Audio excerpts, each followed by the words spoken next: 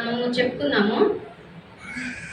ఇక్కడ ఈరోజు నేను చెప్పాలనుకున్నది ఏంటంటే, పరిశుద్ధాత్మ దేవుని గురించి చెప్పా. పరిశుద్ధంగా జీవించడం ఎలా అనే దాని గురించి ఇప్పుడు సరే, పరిశుద్ధత అంటే ఏంటి అనేది ఒక క్వశ్చన్ ఆన్సర్ చెప్పండి. పరిశుద్ధత అంటే ఏంటి అనేసి అడిగారు. హృదయంలో ఎలాంటి పాపం ఉంచుకోకుండా సో నీతికి యథార్థంగా బ్రతకడం, ఆయన పోలికలో మార్చబడి ఆయన స్వరూపం.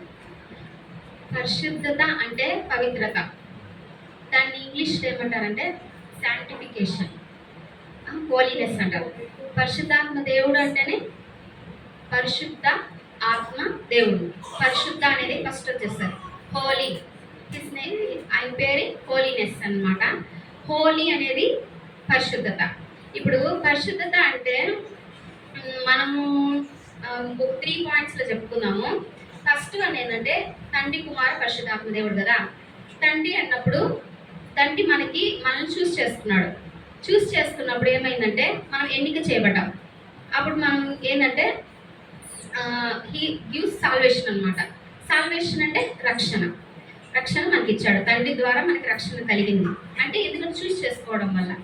ఇంకా సెకండ్ది ఏంటంటే పరిశుద్ధాత్మ దేవుడు కుమారుడికి వస్తే శాంక్టిఫికేషన్. ఎలా శాంక్టిఫికేషన్ అవుతుంది? మనకి పరిశుద్ధపరచబడడం ఎలా జరుగుతుంది? ఆయన రక్తం వలన కదా.